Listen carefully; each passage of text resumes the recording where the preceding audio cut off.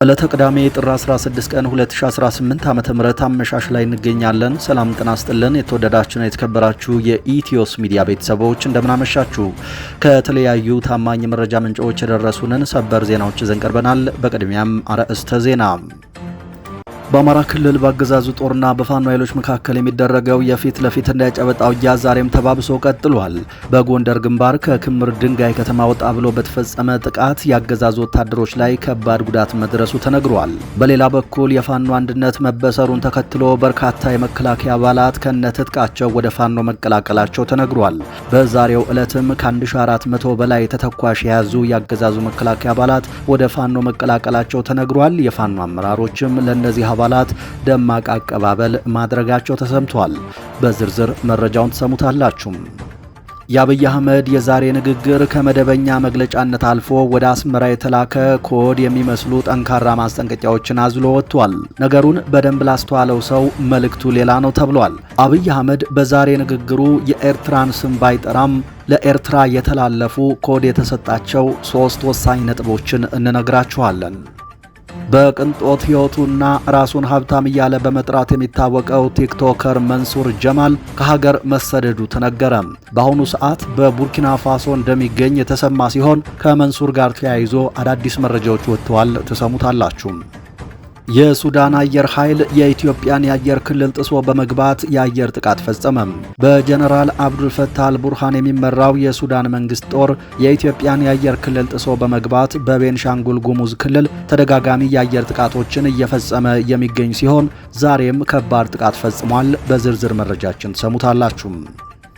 ታዋቂ አየር መንገዶች ወደ መካከለኛው ምስራቅ ሀገራት የሚያደርጓቸውን በረራዎች ሰረዙም። በአሜሪካና በኢራን መካከል ውጥረት በነገሰበት በአሁኑ ወቅት ታዋቂ አየር መንገዶች ቅዳሜ ዕለት ወደ መካከለኛው ምስራቅ ሀገራት የሚያደርጓቸውን በረራዎች ሰርዘዋል። በዝርዝር መረጃችን እንቃኘዋለን። ክቡራንና ክቡራት ለምሽቱ ከኛ ጋር ከቆያችሁ እነዚህንና ሌሎችንም መረጃዎች በዝርዝር እናስደምጣችኋለን። የዩቲዩብ ቻናላችንን ሰብስክራይብ በማድረግ የዶል ምልክቷን ብታበሩ በፍጥነት ከኛ ጋር መረጃዎችን መከታተል ትችላላችሁ። አሁን በቀጥታ ወደ ዝርዝር ዜናው አለፍን። እስከ መጨረሻው ተከታተሉን። የጠቅላይ ሚኒስትር አብይ አህመድ የዛሬ ንግግር ከመደበኛ መግለጫነት አልፎ ወደ አስመራ የተላከ ኮድ የሚመስሉ ጠንካራ ማስጠንቀቂያዎችን አዝሎ ወጥቷል። ነገሩን በደንብ ላስተዋለው ሰው መልእክቱ ሌላ ነው። በንግግሩ ውስጥ የተሰሙትና ለኤርትራ ስም ሳይጠሩ የተላለፉ የሚመስሉ 3 ወሳኝ ነጥቦች እነዚህ ናቸው። አንደኛውና አነጋጋሪው የቴክኖሎጂ ንጽጽሩ ነው። ጠቅላዩ እኛ ስለ ሱ30ና ስለ ጄን 30 ስናወራ ገና ሚግ 21 ላይ ያላችሁ ሀገር ደጋግማችሁ አስቡ ሲል ተደምጧል። ይህ አባባል ኢትዮጵያ የገነባችውን የአየር ኃይል አቅም በመጥቀስ በወታደራዊ ቴክኖሎጂ ወደ ኋላ እየቀሩ በተዘዋዋሪ ኤርትራን ከአቅምሽ በላይ አትወጣጠሪ በማለት የጉልበት ማስጠንቀቂያ የሰጠበት ይመስላል። ሁለተኛው ደግሞ ሂሳብ እናወራርዳለን የሚለው አስፈሪ ቃል ነው። የተሰጠ ካለም ማወራረዷን አትተውም ያለው ነገር የብዙዎች ጆሮ ገብቷል። ይህ አባባል በቀጥታ ከባህር በር ወይም ቀደም ሲል ኢትዮጵያ አሳልፋ ሰጠች ከተባሉ ግዛቶች ጋር ተያይዞ ወደፊት የሚመጣ ይገባኛል ወይም የማስመለስ እንቅስቃሴ ሊኖር እንደሚችል የሚጠቁም መሆኑ ነው። ሶስተኛው ምርጫው 2 ነው የሚለው ነው። ከእንደዚህ አይነት ሀገር ጋር ተባብሮ ማደግ ብቻ ነው የሚያዋጣው፣ ከዚያ ውጭ ያለው አማራጭ ጥፋት ነው ሲል ጎረቤት ሀገራት በተለይ ኤርትራ ከኢትዮጵያ ጋር በሰላም ከመጓዝ ውጪ ሌላ አማራጭ ቢከተሉ ውጤቱ አደገኛ እንደሚሆን በአጽንኦት ተናግሯል። በአጠቃላይ ንግግሩ ዝምታው አልቋል፣ አቅማችን ወቁ አይነት አንድምታ ያለው ሲሆን ይህ ንግግር በአስመራ ቤተ መንግስት ምን አይነት ስሜት እንደሚፈጥር መገመት አይከብድም። በአማራ ምድር በአገዛዙ ጦርና በፋኖ ኃይሎች መካከል የሚደረገው የፊት ለፊትና የጨበጣ ውጊያ ዛሬም ተጠናክሮ ቀጥሏል። በጎንደር ግንባር ከክምር ድንጋይ ከተማ ወጣ ብሎ በተፈጸመ ጥቃት የአገዛዙ ወታደሮች ላይ ከባድ ጉዳት መድረሱ ተሰምቷል። በአፋብን ጎንደር ጠቅላይ ግዛት እዝ የአንበሳው ጋይንት ክፍለ ጦር በፈጸመው በዚህ ጥቃት በርካታ ወታደሮች ሙትና ቁስለኛ ተደርገዋል። ትናንት ጥር 15 2018 ዓ.ም ከእኩለ ቀን ጀምሮ ከክምር ድንጋይ ከተማ በቅርብ ርቀት ጥጥራ ተብሎ በሚጠራ አካባቢ ላይ እንቅስቃሴ እያደረጉ በነበሩ ያገዛዙ ወታደሮች ላይ ነው ጥቃቱ የተከፈተው። በዚህም 9 ወታደሮች ወዲያውኑ ሲገደሉ 15 የሚደርሱት ደግሞ ቁስለኛ መደረጋቸውን ከእዙ ህዝብ ግንኙነት መምሪያ ለማረጋገጥ ተችሏል። በውጊያው 6 ክላሽንኮቭ መሳሪያን ጨምሮ ሌሎች ያገዛዙ ንብረቶች በፋኖ ቁጥጥር ስር መዋላቸው ታውቋል። በተያያዘ በዚህ ቀጠና ከክምር ድንጋይ አጃ ተብሎ ወደሚጠራ አካባቢ ሬሽን ሲያንቀሳቅስ በነበረ ያገዛዙ ወታደራዊ ኃይል ላይ በተፈጸመ ጥቃት ወታደሮቹ ከነጫኑት ሬሽን በእሳት ጋይተው ማለቃቸው ተሰምቷል። እርምጃውን የወሰዱት በአፋብን ጎንደር ጠቅላይ ግዛት እዝ ከተራራው ራስ ጉና ክፍለ ጦር የተውጣጡ የፋኖ አሃዶች መሆናቸውን ከእዙ ህዝብ ግንኙነት መምሪያ ለማረጋገጥ ተችሏል። በሌላ በኩል በዛሬው ዕለት 7 የመከላከያ አባላት ጥቁር ክላሽና ከ1400 በላይ ተተኳሽ በመያዝ ላስታ አሳምነው ኮርን ተቀላቅለዋል። የምኒልክ እዝ ላስታ አሳምነው ኮር ከፍተኛ አመራሮችም ደማቅ አቀባበል አድርገውላቸዋል። በቅንጦት ህይወቱና ራሱን ሀብታም እያለ በመጥራት የሚታወቀው ቲክቶከር መንሱር ጀማል በአሁኑ ሰዓት በቡርኪና ፋሶ እንደሚገኝ ተሰማም። መንሱር ወደ ስፍራው ያቀናው ቡርኪና ፋሶ ለአፍሪካውያን ባለሀብቶችና ኢንቨስተሮች በሯን ክፍት በማድረጓ ምክንያት ይህንን ምቹ ዕድል ተጠቅሞ በሀገሪቱ ኢንቨስት ለማድረግ እንደሆነ ተናግሯል። ይሁን እንጂ ብዙዎች መንሱር ወደ ቡርኪና ፋሶ ያቀናው ከኢትዮጵያ መንግስት ጋር በተያያዘ በመሸሽ ነው የሚሉ መላምቶች በሰፊው እየተራገቡ ይገኛሉ። ነገሩን ይበልጥ ያጋጋለውና አነጋጋሪ ያደረገው ደግሞ መንሱር በቅርቡ በቲክቶክ ፕሮፋይሉ ላይ የነበረውን ባንዲራ በማጥፋት በምትኩ የቡርኪና ፋሶን ባንዲራ መቀየሩ ነው። ይህ ተግባሩ ለመሸሽ ነው የሄደው የሚለውን ወሬ ያጠናከረ ሲሆን ጉዳዩ የብዙዎችን ትኩረት ስቧል። ባንዲራ እስከ መቀየር ያደረሰው ምክንያት ምን ይሆን? በቡርኪና ፋሶ ኢንቨስትመንት ወይስ ሌላ ጉዳይ? ይህ ነገር ብዙዎችን እያነጋገረ ነው። ጊዜ የሚፈታው ይሆናል። የሱዳን ጦር የኢትዮጵያን የአየር ክልል ጥሶ በመግባት የአየር ጥቃት ፈጸመ። በጀነራል አብዱል ፈታህ አልቡርሃን የሚመራው የሱዳን መንግስት ጦር የኢትዮጵያን የአየር ክልል ጥሶ በመግባት በቤንሻንጉል ጉሙዝ ክልል የአየር ጥቃት መፈጸሙን ሚዲያችን አረጋግጧል።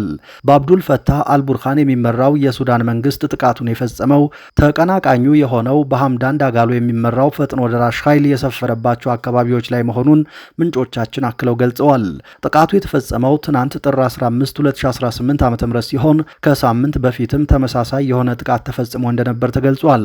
የሱዳን መንግስት ጦር የኢትዮጵያን የአየር ክልል ጥሶ በመግባት ጥቃት በፈጸመበት ወቅት የብልጽግናው አገዛዝ ደግሞ ከአረብ ሀገራትና ከቻይና ከነ አብራሪዎቻቸው ባስመጣቸው የጦር ጀቶች እንዲሁም ድሮኖች ሰማዩም የኛ ነው በሚል ከፍተኛ ፕሮፓጋንዳ ሲያስተጋባ ውሏል። እውነታው ግን የኢትዮጵያ ሰማይ በጎረቤት ሀገር ያሉ ታጣቂዎች ድሮኖቻቸው እንዲሁም የጎረቤት ሀገራት መንግስታት የጦር ጀቶችና የሰው አልባ አውሮፕላኖች ያለ ከልካይ በኢትዮጵያ ሰማይ እየተሽከረከሩ ህዝብን በቦምባረር የሚገድሉበት ከሆነ ዓመታት ተቆጥረዋል። ለዚህም ማሳያ ጅቡቲ በተደጋጋሚ አፋር ድረስ ዘልቃ የፈጸመችው የአየር ጥቃትና አሁን እየተፈጸመ ያለው የሱዳን የአየር ጥቃት ተጠቃሽ ናቸው። ታዋቂ አየር መንገዶች ወደ መካከለኛው ምስራቅ ሀገራት የሚያደርጓቸውን በረራዎች ሰረዙ።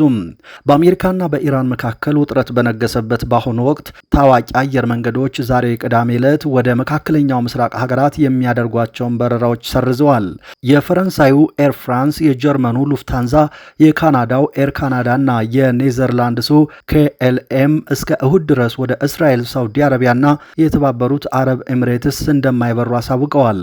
በረራዎቹ ረዙት አንዳንድ የመገናኛ ብዙሃን በአሜሪካና በኢራን መካከል ያለው ውጥረት ወደ ወታደራዊ ግጭት ሊያመራ ይችላል በሚሉበት ወቅት ነው። የእስራኤሉ ቻናል አይ24 የተባለው የቴሌቪዥን ጣቢያ በኤርፖርቶቹ ድረገጽ ላይ የሰፈረን የበረራ መረጃ መሰረት አድርጎ እንደዘገበው የኔዘርላንድሱ ሮያል ደች አየር መንገድና የስዊዘርላንዱ ስዊስ ኤር ተመሳሳይ በረራቸውን ሰርዘዋል። የእስራኤል መከላከያ ሚኒስትር አርብ ማታ በኤክስ ገጹ ላይ ባሰፈረው መልእክት በረራዎችን በተመለከተ ከሀገሪቱ የደህንነት እዝ የተለወጠ ነገርና የተላለፈ ትዕዛዝ የለም ብሏል። የኢራን ሲቪል አቪዬሽን ድርጅት ቃል አቀባይ የኢራን የአየር ክልል አልተዘጋም፣ የበረራ መስመሩም ከበረራ ነፃ እንዲሆን አልተደረገም በማለት በኢንተርኔት ላይ የሚዘዋወረውን መረጃ ውድቅ አድርገውታል። የጀርመኑ አየር መንገድ ሉፍታንዛ እስከ መጋቢት መጀመሪያ ድረስ እንዲሁም የሉፍታንዛ አካል የሆነው የኦስትሪያ አየር መንገድ እስከ የካቲት አጋማሽ ድረስ ወደ ኢራን በረራዎች እንደማይኖራቸው ከቀናት በፊት አሳውቀዋል። የደቡብ ሱዳን የተሰባበረው ሰላም ሙሉ በሙሉ ወደ መደፍረስ አፋፍ መድረሱን የሚያመለክቱ ምልክቶች እየታዩ መሆኑን ተንታኞች አስጠነቀቁም። እንደ ኤሮፓውያን አቆጣጠር ጃንዋሪ 2026 ላይ በወጣ ጥልቅ ትንታኔ እንደተመለከተው ሀገሪቱ ማዕከላዊ የፖለቲካና ወታደራዊ እዝ አልባ ወደሆነ እጅግ አደገኛና የተበታተነ ጦርነት ውስጥ ገብታለች። የቀድሞ ምክትል ፕሬዝደንት ዶክተር ሪክ ማቻርን በእስር ላይ መቆየት ለሀገሪቱ ቀውስ ዋነኛ ምክንያት እንደሆነ ተጠቅሷል። ማቻር በአሁኑ ወቅት በሀገር ክህደት፣ በግድያና በሰብአዊ መብት ጥሰት ወንጀል ተከሰው በጁባ ልዩ ፍርድ ቤት ጉዳያቸው እየታየ ነው። የእሳቸው መታሰር እንደ ኤሮፓውያን አቆጣጠር በ2018 የተፈረመውን የተሻሻለ የሰላም ስምምነት በተግባር እንዲፈርስ አድርጎታል። ማቻር በ73 ዓመታቸው የሞት ቅጣት እንደማይፈረድባቸው ቢገመትም ፍርድ ቤቱ ጥፋተኛ ብሎ ካገኛቸው የዕድሜ ልክ እስራት ሊጠብቃቸው ይችላል። ይህ ደግሞ በዲሴምበር 2026 ከታቀደው ምርጫ ውጪ እንዲሆኑና የፖለቲካ ተሳትፏቸው እንዲያከትም ያደርጋል ተብሎ ይጠበቃል። የማቻር መታሰርን ተከትሎ ተቃዋሚው ኤስፒኤልኤም ለሁለት ተከፍሏል። በጁባ የሚገኘውና በስቴቨን ፖርኮል የሚመራው ቡድን ከፕሬዝደንት ሳልቫኪር መንግስት ጋር ሲወግን፣ የማቻር ታማኝ የሆኑትና በምክትል ኤታማዦር ሹም ዊስሊ ዌሌቤ ሳምሶን የሚመሩት ኃይሎች ደግሞ ጫካ ገብተዋል። ይበልጥ አሳሳቢው ጉዳይ ግን ከማዕከላዊ እዝ ውጭ የሚንቀሳቀሰውና ነጭ ጦር በመባል የሚታወቀው የኑዌር ታጣቂ ቡድን ነው።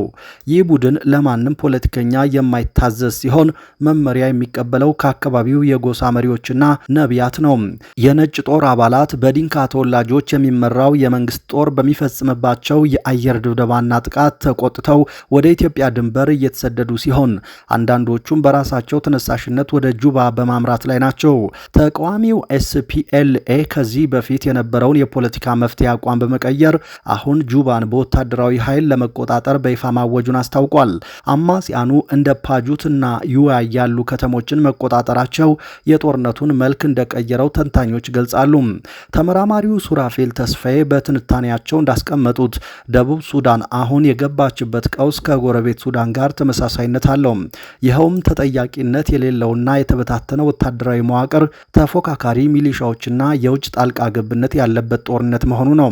የዩጋንዳ ጦር በቅርቡ በናሲር አካባቢ በአማጽያኑ ላይ የአየር ድብደባ መፈጸሙም የውጭ ጣልቃ ገብነት ማሳያ ተደርጎ ተወስዷል። ምርጫው በተደጋጋሚ መራዘሙና በመጨረሻም ፕሬዝደንት ኪር ያለ ቋሚ ህገ መንግስት ምርጫ ለማካሄድ መወሰናቸው ተቃዋሚዎቹ በሰላማዊ መንገድ ስልጣን ለመያዝ የነበራቸውን ተስፋ ሟጦታል።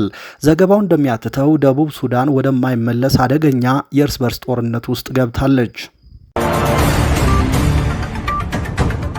አሜሪካ በግሪንላንድ ላይ ወታደራዊ ጥቃት ልትሰነዝር ትችላለች በሚል ስጋት የዴንማርክ ወታደሮች እውነተኛ ጥይት ታጥቀው በተጠንቀቅ እንዲቆሙ ትዕዛዝ ተሰጥቷቸው እንደነበር የዴንማርክ ብሔራዊ የቴሌቪዥን ጣቢያ አርብ ዕለት ዘገበ።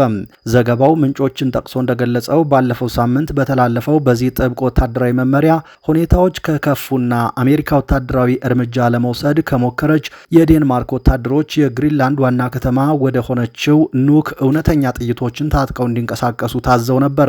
ይህ ከፍተኛ የወታደራዊ ዝግጁነት ትዕዛዝ ተግባራዊ ሆኖ የቆየው እስካለፈው ረቡዕ ድረስ ነው። የአሜሪካው ፕሬዝደንት ዶናልድ ትራምፕ በስዊዘርላንድ ዳቮስ በተካሄደው የዓለም የኢኮኖሚ ፎረም ላይ ከኔቶ ዋና ጸሐፊ ማርክ ሩተ ጋር ተገናኝተው ከተወያዩ በኋላ የኃይል እርምጃ የመውሰድ ዛቻቸውን ማለዘባቸውን ተከትሎ የዴንማርክ ወታደሮች ከተጠንቀቅ እንዲወርዱ ተደርገዋል። የዜና አውታሩ እንደዘገበው አሜሪካ ጥቃት የምትሰነዝር ከሆነ ዴንማርክ ራሷን መከላከል እንዳለባት በመንግስት ጥምር ካቢኔ ብቻ ሳይሆን በተቃዋሚ ፓርቲዎችም ዘንድ ሰፊ የፖለቲካ መግባባት ተፈጥሮ ነበር። ይህም ዴንማርክ የአሜሪካን ወታደራዊ እንቅስቃሴ ለመመከት ቁርጠኛ አቋም እንደነበራት ያሳያል ተብሏል። ፕሬዝደንት ትራምፕ ግሪንላንድ በአርክቲክ ክልል ያላትን ስትራቴጂካዊ ጠቀሜታና የማዕድን ሀብት እንዲሁም የሩሲያና ቻይናን ተጽዕኖ ለመግታት በሚል ግዛቲቱን የመግዛት ፍላጎት እንዳላቸው በተደጋጋሚ ሲገልጹ ቆይተዋል። ሆኖም ዴንማርክና ግሪንላንድ ግዛቲቱን የመሸጥ ሀሳብን ሙሉ ለሙሉ ውድቅ አድርገዋል። ትራምፕ ከኔቶ ዋና ጸሐፊ ጋር ከተወያዩ በኋላ ግዛቲቱን ለመግዛት በሚያደርጉት ጥረት ተቃውሞ የሚያሰሙ የአውሮፓ ሀገራት ላይ እጥላለሁ ብለውት የነበረውን የታሪፍ ዛቻ ማንሳታቸውም ተዘግቧል። ክቡራንና ክቡራት የዩቲዩብ ቻናላችን ቤተሰቦች ለምሽቱ የያዝናቸው አዳዲስ ሰበር መረጃዎች እነዚህ ነበሩ። ነገ በዕለተ ሰንበት መረጃችን ድጋሜ እንጠብቃችኋለን። እስከዛው በያላችሁበት መልካም ምሽት ተመኘን።